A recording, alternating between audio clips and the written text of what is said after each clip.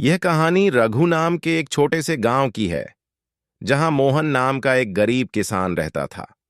मोहन के परिवार में उसकी पत्नी सुमित्रा और एक बेटा रोहन था। वे तीनों साथ में खुशी खुशी रहते थे।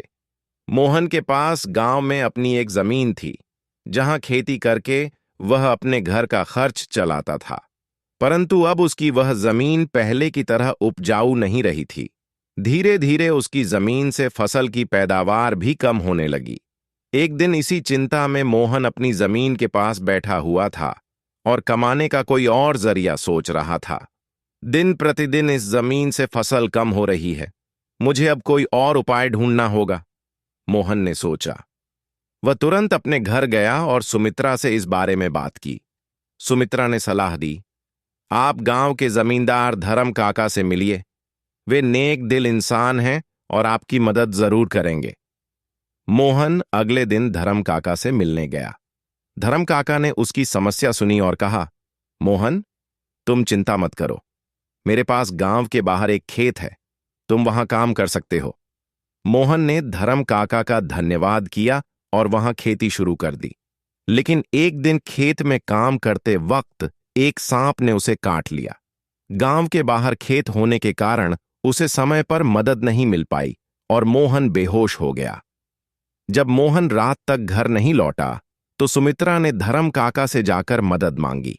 धर्म काका ने तुरंत अपने नौकर रामू को खेत पर भेजा। रामू ने देखा कि मोहन बेहोश पड़ा है और उसका शरीर नीला पड़ चुका है।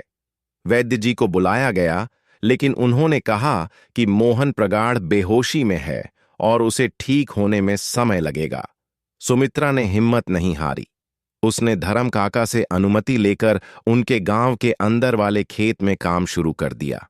साथ ही वह दूसरे घरों में काम करके भी पैसे कमाने लगी, ताकि रोहन की पढ़ाई का खर्च उठा सके। रोहन, तुम मन लगाकर पढ़ाई करो। तुम्हारे पिता का सपना है कि तुम एक बड़ा अफसर बनो, सुमित्रा ने कहा। सुमित्रा की मेहनत रंग लाई। खेत में अच्छी फसल हुई और उसकी कमाई से घर का खर्च और रोहन की पढ़ाई का खर्च दोनों चलने लगे। धीरे धीरे मोहन की हालत सुधरने लगी। एक दिन उसे होश आ गया। सुमित्रा और रोहन बहुत खुश हुए। कुछ सालों बाद रोहन एक बड़ा अफसर बन गया। उसने अपनी मां और पिता को धन्यवाद दिया और कहा, मां, मैं जो कुछ भी हूं, आपकी मेहनत और त्याग की वजह से हूं। सुमित्रा और मोहन ने मिलकर अपने परिवार को हर मुश्किल से बचाया और एक नई मिसाल कायम की। गांव वाले आज भी उनकी इस कहानी को प्रेरणा के रूप में सुनाते हैं। यह कहानी हमें सिखाती है कि रिश्ते भरोसे और वफादारी पर टिके होते हैं। अगर आप किसी की मदद लेते हैं तो उसकी मेहनत का सम्मान करना चाहिए। ऐसे ही मजेदार और रोचक कहानी देखने के लिए हमारे चैनल पर कहीं बेहतरीन कहानी आपको हमेशा मिलती रहेगी 3D वीडियो के साथ। तो हमारे चैनल को लाइक एंड सब्सक्राइब करते रहे।